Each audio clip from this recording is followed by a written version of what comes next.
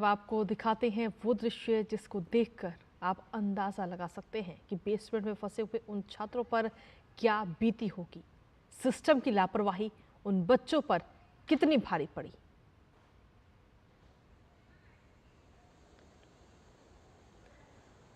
तो ये तस्वीरें इस वक्त आपको दिखा रहे हैं जब बेसमेंट में अचानक से पानी भर गया था और जो प्रत्यक्षदर्शी हैं वहां पर जो छात्र वहां पर उस वक्त 30 से ज़्यादा करीब छात्र वहां पर उस दौरान मौजूद थे जब ये अचानक से पानी भरा। और उनका ये कहना था कि हमने निकलने की कोशिश की लेकिन पानी का बहाव इतना तेज़ था कि हम वहां से नहीं निकल पाए। हालांकि ये देख सकते हैं आप तस्वीर देखिए कितनी तेज़ी के साथ बेसमेंट में ये पानी जा रहा है और बच्चे कैसे वहां पर फंसे होंगे जो अपने सपनों को पूरा करने के लिए देश के अलग अलग क्षेत्रों से आए हैं दिल्ली। और जब वो अचानक से फंस गए तो क्योंकि वहाँ पर कोई भी इमरजेंसी एग्जिट नहीं था तो ऐसे में बच्चे कितनी मुश्किल से वहाँ से बाहर निकले। और एनडीआरएफ की टीम जब वहाँ पहुँचती है तो करीब 15 बच्चों को वहाँ से बाहर निकाला जाता है। वहाँ से बाहर निकालने के बाद में जब वहाँ मशीन लगाई गई वहाँ पर और पंप लगा करके जो पानी बेसमेंट में इकट्ठा हुआ था कई घंटों की कड़ी मेहनत की गई। उसके बाद में उस पानी को बाहर निकाला क्योंकि बच्चे जो थे वहाँ पर पढ़ाई कर रहे थे और क्योंकि बारिश भी तेज़ हो रही थी तो इसलिए बच्चे वहाँ पर इकट्ठा हो गए थे। तो बीती रात की ये तस्वीरें आपको दिखा रहे हैं जब बच्चे करीब 30 से ज़्यादा छात्र छात्राएं इस बेसमेंट में लाइब्रेरी में मौजूद थी और पढ़ाई कर रहे थे लेकिन बारिश हो रही थी तो उनको घर भी जाना था लेकिन बारिश की वजह से उन्होंने सोचा कि थोड़ी देर और वो वहीं पर रुक जाते हैं। लेकिन शायद उन्हें अंदाज़ा नहीं था कि अगले पल वो एक हादसे का शिकार हो जाएंगे। हालांकि कुछ बच्चों ने कोशिश की वहां से निकलने की और वो बाहर निकले। एनडीआरएफ की टीम जब वहां पहुंचती तो करीब 15 से ज़्यादा छात्रों को वहां से रेस्क्यू किया जाता है लेकिन इसी दौरान 3 बच्चे इस हादसे का शिकार हो जाते हैं। इन 3 बच्चों की बात की जाए तो अलग देश के अलग अलग राज्यों से ये तीनों बच्चे हैं। एक जो छात्र बताया जा रहा है वो केरल का बताया जा रहा है, केरल का रहने वाला है और बीते 8 महीनों से दिल्ली के पटेल नगर में रहकर वो अपनी तैयारियां कर रहा था और कोचिंग में वो पढ़ने के लिए जाता था। लेकिन फिलहाल अब इस हादसे के बाद में तीनों ही बच्चों के जो परिवारजन हैं उनको इसकी जानकारी दे दी गई। लेकिन देखिए ये तस्वीरें कितनी भयावह करने वाली हैं कि जब अचानक से आप कहीं पर मौजूद हों और अचानक से पानी का बहाव बहुत तेज़ आए और आप वहाँ से ना निकल पाएँ। और वो भी पानी भी आप देख सकते हैं कि ये एकदम गंदा पानी है कीचड़ के साथ और साथ ही बहुत सारी गंदगी इस पानी में सामने आई। तो ऐसे में जो बच्चे थे वहाँ पर काफ़ी देर तक वो इन परिस्थितियों से लड़ते रहे, कोशिश की। जो बेंचें वहाँ पर थी उनके ऊपर खड़े हो गए कि कैसे भी करके जान बची लेकिन इस हादसे ने 3 बच्चों को अपने चंगुल में ले लिया। आइए अब आपको सुनाते हैं कि दिल्ली के मेयर शैली ओबरॉय के पिछले महीने 18 जून के उस बयान को जिसमें उन्होंने कहा था कि इस बार दिल्ली के लोग मानसून एंजॉय करेंगे। क्या ऐसे बयान देने से पहले शैली ओबरॉय को जमीनी हालात की बिल्कुल भी जानकारी नहीं थी? क्या आम आदमी पार्टी के नेता एसी कमरों में बैठकर सिर्फ पूरी बयानबाजी में मशगूल रहते हैं? आइए पहले आपको ये बयान सुनाते हैं। साथ ही दिल्ली की जनता को आश्वासन देना चाहूंगी कि इस बार दिल्ली की जनता मॉनसून एंजॉय करेगी और किसी भी तरह की जो परेशानी और कठिन स्थिति हम कम से कम लाने की कोशिश करेंगे और हर वो सुविधा मिलेगी, हर किसी इशू का जो है हम resolve as soon as possible करने की कोशिश करेंगे। तो ये है दिल्ली के मेयर शैली ओबरॉय जो कह रही है कि हमारी तरफ से तैयारियां पूरी हैं और इस बार दिल्ली वासी मॉनसून को एंजॉय करेंगे। लेकिन हालात इसके एकदम उलट नजर आ रहे हैं क्योंकि 3 बच्चों को कल जो हादसे का शिकार हो चुके हैं, मौत उनको निगल चुकी है। अब उसकी जिम्मेदारी कौन लेगा? बीती रात ये हादसा हुआ है लेकिन तब से लेकर अब तक शैली ओबरॉय की तरफ से किसी प्रकार का कोई बयान सामने नहीं आया है। मॉनसून को एंजॉय करने की बात शैली ओबरॉय कर रही हैं। बेशर्मी भरा ये बयान सामने आया जैसे दिल्ली में जो हालात हैं, क्या वाकई मानसून के आने से पहले तैयारियां थी दिल्ली की तरफ से, पूरी दिल्ली प्रशासन की तरफ से कि जब मानसून आएगा तो हर तरीके की परिस्थितियों से निपटने के लिए तैयारियां पूरी की गई थी? हालात कुछ और ही कह रहे हैं। लेकिन फिलहाल अगर देखा जाए तो जिम्मेदारी अब किसकी बन रही है? कहीं ना कहीं सिस्टम अब कहीं ना कहीं इन 3 बच्चों की जान ले चुका है। हमारे साथ में हमारे सहयोगी इस वक्त लगातार हमारे साथ बने हुए हैं सुबह से और पल पल के अपडेट्स हमारे तक पहुंचा रहे हैं। सबसे पहले पराक्रम हमारे साथ जुड़े हुए हैं और सुशील भी हमारे साथ लगातार बने हुए हैं। पराक्रम, आप इस वक्त वहां पर मौजूद है जहां पर ये पूरा हादसा हुआ, क्या कुछ ताज़ा अपडेट है? और पानी वहां से क्योंकि अब बाहर निकाल लिया गया है, कुल अगर देखा जाए तो 3 बच्चों की मौत हो चुकी है इस हादसे की वजह से। क्या अभी तक दिल्ली सरकार, दिल्ली प्रशासन का कोई भी व्यक्ति वहां पर पहुंचा है? कृतिका, देखिए, दिल्ली सरकार, एमसीडी, यहाँ के जो विधायक हैं, जो दिल्ली सरकार की जल मंत्री है आतिशी, कोई भी यहाँ पर नहीं आया। हालांकि राज्यसभा सांसद स्वाति मालीवाल जरूर यहाँ पर आई थी।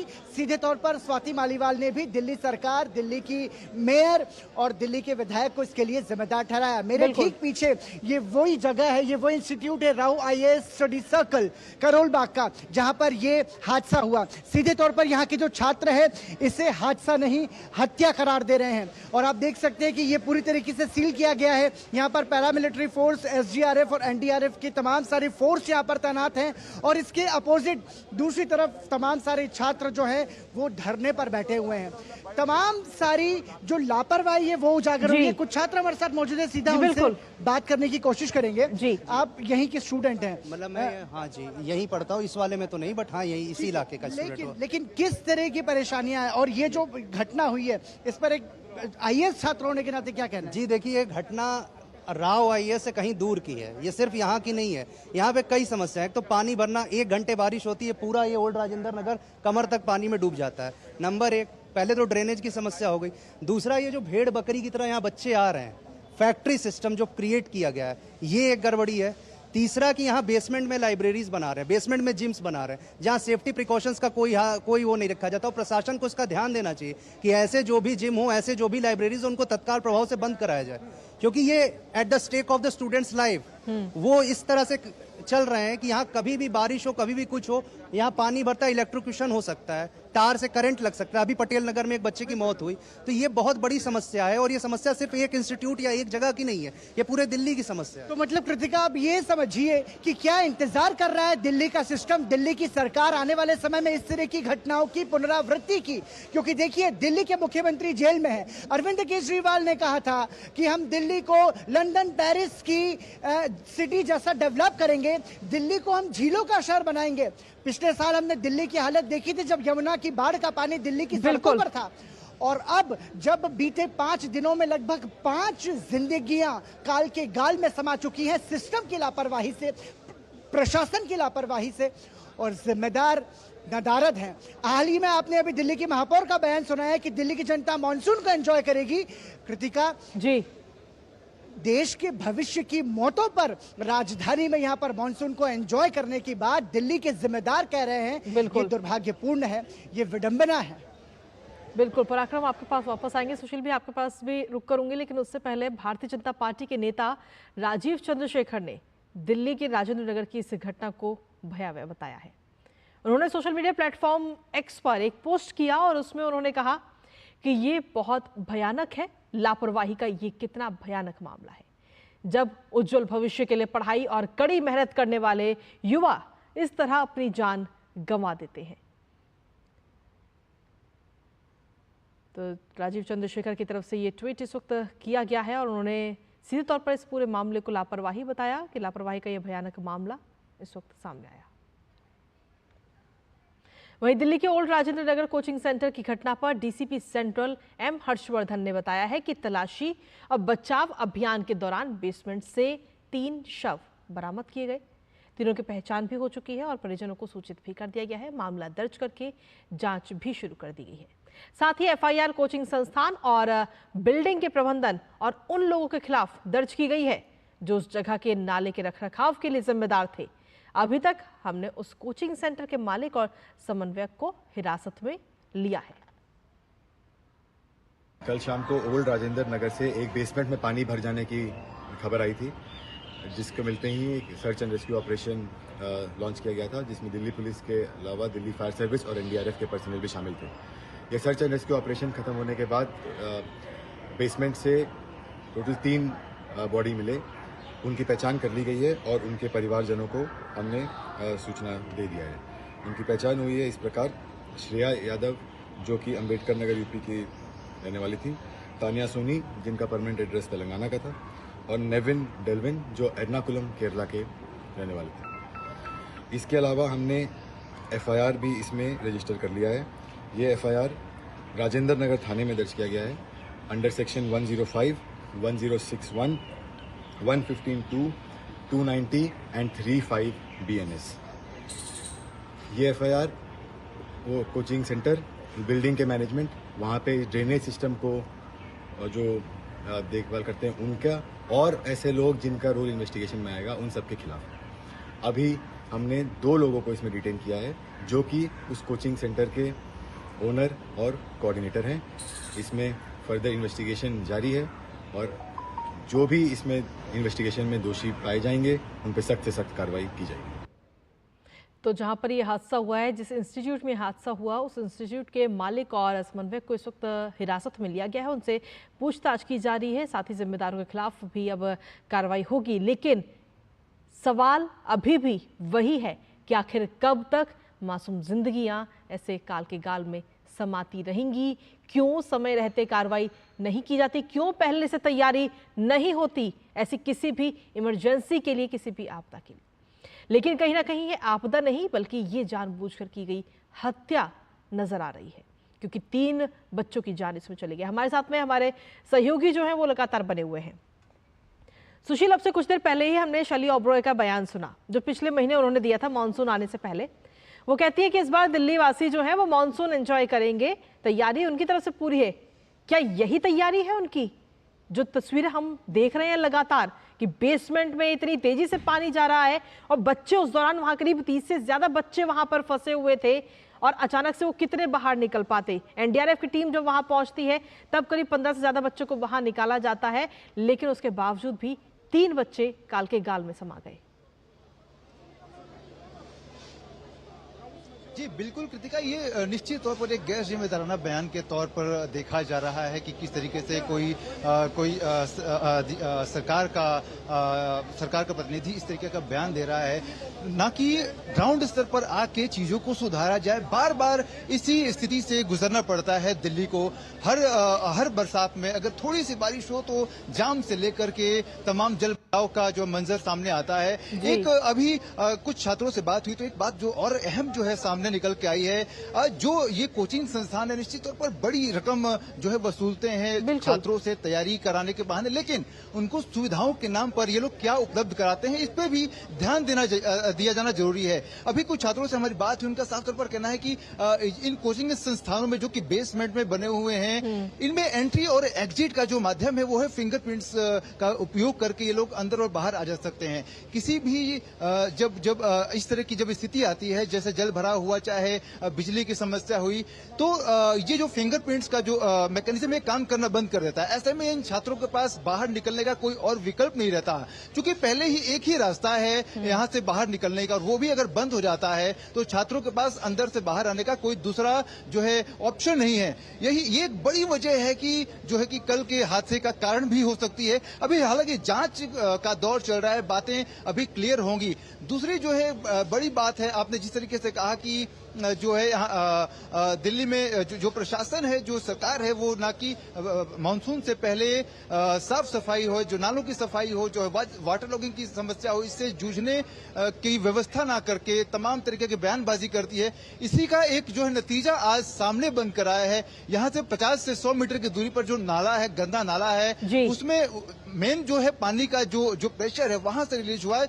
इस सड़क पर जो है पानी भरा, उसके बाद अगर हम पीछे अगर आप देख पाए तो लगभग 3 फीट का जो है ऊंचा जो है जो इस कोचिंग संस्थान का जो फर्श है, पहले इस सड़क पर पानी भरा, उसके बाद ये पानी अंदर जाना शुरू हुआ और धीरे धीरे करके एक प्रेशर क्रिएट हुआ और जो है जो अंदर के जो दरवाजे हैं, जो ग्लास डोर है वो टूटा और एकाएक जो है पानी जब भरना शुरू हुआ तो छात्रों के पास कोई विकल्प नहीं था त्राही करने के अलावा। हालांकि छात्रों ने आपस में एक दूसरे का सहयोग किया, बचाने की कोशिश किया। कई छात्रों ने जो है एक बहादुरी का परिचय दिया, लेकिन वो असफल रहे क्योंकि रास्ता एक था, कोई ऑप्शन नहीं था। एनडीआरएफ की जब टीम आई, जो कुछ छात्र ऊपर खुद को बचाने में जुटे हुए थे, रस्सी फेंक कर उनको कोशिश की गई बाहर निकालने की, कुछ सफल रहे, कुछ अंदर फंसे रहे। बाद में रेस्क्यू ऑपरेशन चलता रहा। रोड पे जो पानी जमा हुआ था, वो पानी जैसे जैसे कम हुआ, रेस्क्यू ऑपरेशन में तेजी आई, तब जाके स्थिति साफ हुई कि अंदर लगभग 15 से 20 बच्चे जो है अनकॉन्शियस स्थिति में थे, जिनको रेस्क्यू किया गया, हॉस्पिटल ले गए, जिसमें से 3 बच्चे जो है दम तोड़ चुके थे। निश्चित तौर पर एक बड़ी लापरवाही है सरकार के तौर पर हमारे देश में अगर देखा जाए जी एंड पे। ठीक है सुशील, लेकिन अगर देखा जाए तो एनडीआरएफ, एसडीआरएफ और एनडीएमए जो हैं, जो हमारी एजेंसीज हैं जो लगातार काम कर रही हैं, तो वो इस तरीके से ऐसी आपदाओं से निपटने के लिए मॉक ड्रिल्स भी कराती हैं। लेकिन जब हादसा ऐसा हो, कहीं ना कहीं ये लापरवाही है, ये हादसा नहीं लापरवाही इसको हम कहेंगे। और इसको लेकर के आम आदमी पार्टी की जो सांसद हैं स्वाति मालीवाल, उन्होंने राजधानी दिल्ली में कोचिंग सेंटर के बेसमेंट में पानी भरने से 3 छात्रों की जो मौत हुई है उस पर राज्य सरकार को ही जिम्मेदार बता दिया है।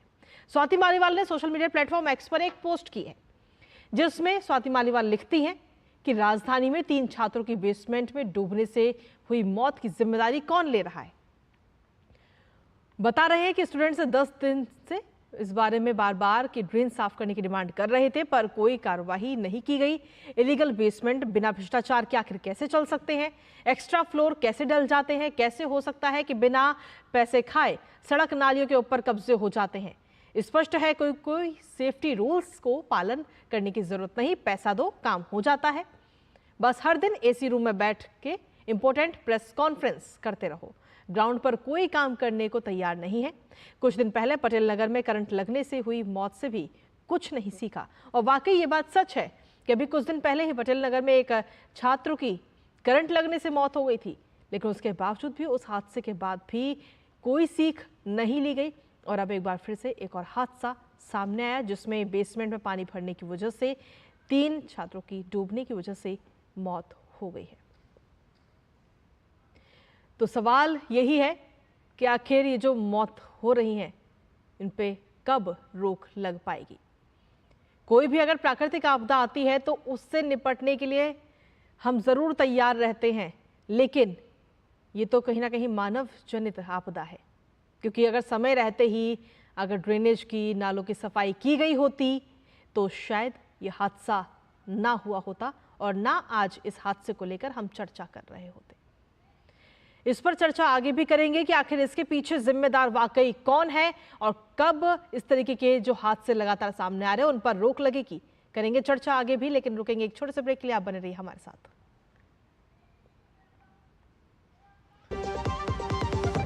MDH का किचन किंग किचन में हो तो हम सब कुछ बना सकते हैं। बैंगन का भरता, आलू गोभी, भिंडी मसाला और भी बहुत कुछ। MDH। चुटकुला समझ नहीं आया? समझ तो ये नहीं आता कि खेत धान का या खरपतवार का। तो इसमें समझना क्या है दोस्त? ले आओ धान के खरपतवारों का स्पेशलिस्ट ग्रीन लेबल। IIL के ट्रैक्टर ब्रांड का ग्रीन लेबल, धान के खरपतवारों का स्पेशलिस्ट। और ब्रेक के बाद एक बार फिर से स्वागत है आप सभी का। लगातार हम चर्चा कर रहे हैं कि बीती रात ओल्ड राजेंद्र नगर में जिस तरीके से हादसा सामने आया है, एक बेसमेंट में अचानक से पानी भर गया और इस बीच इस हादसे में 3 बच्चों की मौत हो गई। इसी पर लगातार कर रहे हैं चर्चा कि आखिर इन हादसों के पीछे जिम्मेदार कौन है। हमारे साथ में हमारे सहयोगी इस वक्त विनोद मिश्रा जी भी लगातार बने हुए, सुशील भी हमारे साथ लगातार बने हुए। विनोद जी, अगर देखा जाए तो इन हादसों के पीछे जिम्मेदारी की हम लगातार बात कर रहे हैं, लेकिन कहीं ना कहीं पूरा सिस्टम ही इसके पीछे जिम्मेदार है। थोड़ी थोड़ी जिम्मेदारी हर किसी की है। पहली बात तो बेसमेंट में लाइब्रेरी बनाने की इजाजत ही नहीं होती, तो आखिर ये इजाजत कहाँ से मिली, कैसे ये संस्थान चल रहे थे? क्योंकि सिर्फ एक यही संस्थान नहीं है जहां यह हादसा हुआ है, इसके अलावा जो इस क्षेत्र में बाकी अन्य जो संस्थान है उसमें से कई सारे संस्थान ऐसे हैं जहां पर बेसमेंट में लाइब्रेरी और जिम है। तो क्या वो भी हादसे का इंतजार कर रहे हैं? कृतिका, मेरा सिर्फ एक सवाल है, ये आपदा नहीं, ये हत्या है। बिल्कुल, मैं आपदा को नहीं मानने के लिए तैयार इसलिए भी हूं कि आप ये देख लीजिए कि दिल्ली में NCR में जो बारिश है अभी, वो अगर मानसून का देखिए कि वो डिफिसिट में है, लगभग 30% डिफिसिट है इस मानसून सीजन में, और ये तब ये हाल है। ये आप उस दिल्ली की बात कर रहे हैं, राष्ट्रीय राजधानी दिल्ली क्षेत्र की बात आप कर रहे हैं, NCR की बात आप कर रहे हैं, उसमें आप ये देखिए कि दिल्ली राजधानी में सबसे ज्यादा टैक्स पेयर है। दिल्ली में अभी जो मंत्री हैं आतिशी, वो उन्होंने बजट के समय में ये घोषणा की थी कि दिल्ली सबसे ज्यादा टैक्स पे देने वाला है, दिल्ली सबसे ज्यादा जीएसटी का देने वाला है। अगर इस दिल्ली में 2 लाख करोड़ रुपए जीएसटी से और टैक्स पेयर्स के बनी इतने आते हैं, तो आप ये बताइए कि उस दिल्ली की व्यवस्था क्या है, उन टैक्स पेयरों के लिए सुविधा क्या है। ये उन टैक्स पेयरों की सुविधा की हालत में आप अगर ये देखिए कि एक बच्चा करंट गेट खोलने के साथ करंट लगती है हल्की सी बारिश में और उसकी मौत हो जाती है। एक हल्की सी बारिश में 10 मिनट की बारिश में बेसमेंट में इतना पानी भर जाता है कि 20 स्टूडेंट उसमें ट्रैप हो जाते हैं। एनडीआरएफ की टीम कई बच्चों को निकाल पाने में कामयाब होते हैं, लेकिन 3 बच्चों की मौत हो जाती है। तो ये सीधे सीधे मैं इसको हत्या मान रहा हूं कि सिस्टम की नेग्लिजेंसी जो है वो साफ साफ एक्सपोज हुई है। बिल्कुल। अब ये बहानाबाजी से बात नहीं होगी। अकाउंटेबिलिटी जो फिक्स किया जा रहा है कि अगर एक से मंत्री जो है वो सीधे चीफ सेक्रेटरी को लेटर लिख के वो ट्वीट करती है कि हमने चीफ सेक्रेटरी को बोल दिया है, हमने कमीशन बैठा दिया है, इससे बात नहीं बनेगी। आज जो आक्रोशित छात्र हैं, कहीं ना कहीं प्रशासन को इस पर आंखें खोलनी होगी और इस पर कहीं ना कहीं एक कड़ी कार्रवाई की बहुत ज्यादा जरूरत है। सुशील भी हमारे साथ लगातार बने हुए हैं। सुशील जी, अगर देखा जाए तो क्या अभी तक भी कोई व्यक्ति वहां पर नहीं पहुंचा है इस हादसों को लेकर के जानकारी लेने के लिए? दिल्ली सरकार के जो लोग हैं वो अभी भी अपने घरों में एसी के कमरों में बैठे हुए हैं और क्या वाकई प्रेस कॉन्फ्रेंस की तैयारी में लगे हुए हैं कि अभी कुछ घंटों बाद एक प्रेस कॉन्फ्रेंस करेंगे और तमाम अपनी सफाइयां पेश कर देंगे सभी के सामने? जी बिल्कुल, दिल्ली सरकार की तरफ से अभी तक अगर हम देखें तो यहाँ पर कोई भी नुमाइंदा सरकार का छात्रों से मिलने के लिए नहीं आया। यहाँ पे सुबह से रात से ही यहाँ पे छात्र जो है धरने पे बैठे हुए हैं, लगातार अपनी मांगों को उठा रहे हैं कि उनसे कोई मिलने आए, उनकी बातों को सुने, क्योंकि ये एक दिन का मामला नहीं है, ये बीते कई सालों से चलता ही रहा है। हर मोर्चे पर सरकार फेल होती जा रही है, बच्चों का और छात्रों का सुनने वाला कोई नहीं है। ये जो कल का हादसा हुआ है, निश्चित तौर पर अगर इसमें पहले सरकार थोड़ी संजीदा होती तो बचाया जा सकता था, क्योंकि हमने तमाम छात्रों से बात की, उनका एक ही बात का कहना है कि जो ये रोड है, जो ये सड़क है, इस पे लगभग 100 कोचिंग संस्थान हैं, हजारों छात्र आते हैं और हर छात्र जो है तमाम देश के दूर दराज गांवों से, शहरों से निकलकर अपने करियर को जो है बनाने के उद्देश्य से आता है, अपने सपनों को जो है लेकर दिल्ली पहुंचता है। लेकिन यहाँ पर आने के बाद एक बड़ी फीस अदा करने के बाद उनको मिलता क्या है? उनको बस अपनी जान हथेली पे रखकर इन संस्थानों में पढ़ने आते हैं और कहीं ना कहीं अपने जान से खिलवाड़ करना पड़ता है। ये हमने जो है बीते कल शाम को हमने देखा। तो जाहिर तौर पर हम ये कह सकते हैं कि अभी सरकार निश्चित तौर पर प्रेस कॉन्फ्रेंस की तैयारी कर रही होगी। उसके बाद अभी कुछ कहने के लिए नहीं है, कोई नुमाइंदा अभी सामने नहीं आया है। और यहाँ पर लोकल की भी अगर हम बात करें, ये तो हमने छात्रों की बात की, जो लोग यहाँ पर जो रह रहे हैं, जो आसपास के क्षेत्रों में रहने वाले लोग हैं, उनका साफ तौर पर कहना है कि ये आज की समस्या नहीं है, लगातार सालों से वो दो चार होते आ रहे हैं इन समस्याओं से। सड़क के किनारे गाड़ी खड़ी होती है, पता चलता है रात को बारिश हुई और वो गाड़ी कहीं और जाके जो है तैर के चली गई। तो ये बड़ी समस्या है, लेकिन इस समस्या पे कोई अभी तक ध्यान नहीं दिया गया है, जिसका खामियाजा आए दिन छात्र भुगतते हैं और जो ऐसे इनोसेंट लोग भुगतते हैं। जी ठीक है, बहुत बहुत शुक्रिया सुशील तमाम जानकारी और अपडेट्स हमारे तक पहुंचाने के लिए। आगे भी आपसे अपडेट्स और जानकारियां लेते रहेंगे इस पूरे हादसे को लेकर के, और इस हादसे पर आगे भी करेंगे चर्चा, लेकिन वक्त एक छोटे से ब्रेक का। बने रहिए हमारे साथ।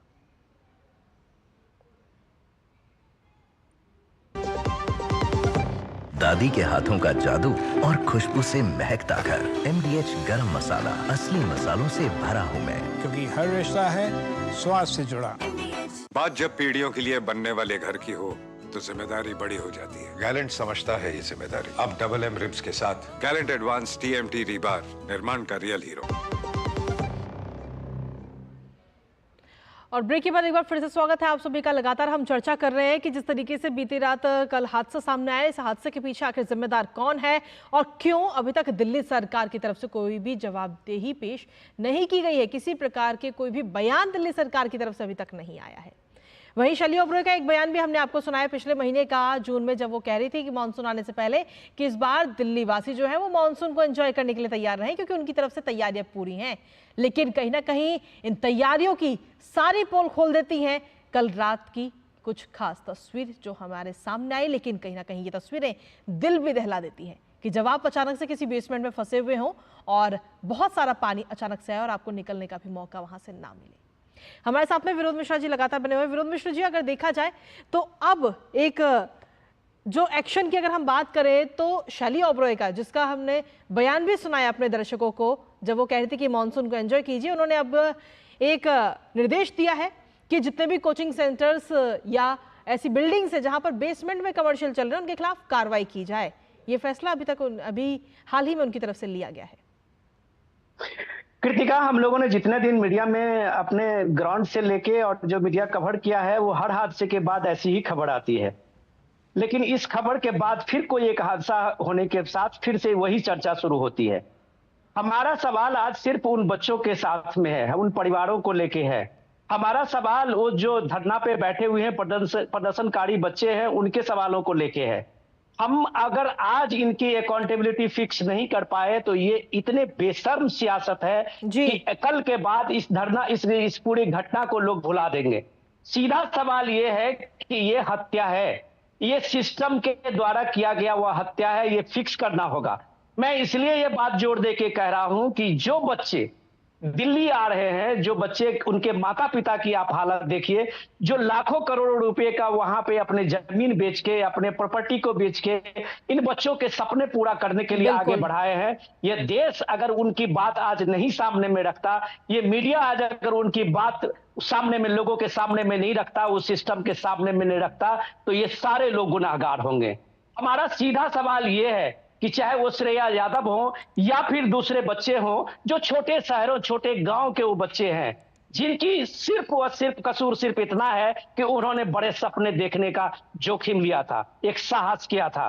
क्या हमारे आने वाले जनरेशन में हमारे उन बच्चों के लिए हम ये एक न्याय देने की बात नहीं करेंगे कि आने वाले समय में कोई बच्चा हमारा इस तरह पढ़ते हुए समय में और एक हल्की बारिश में उस बेसमेंट में फंस जाए और निकलने के लिए उसके पास कोई चारा नहीं हो? ये पूरा समाज गुनाहगार होगा।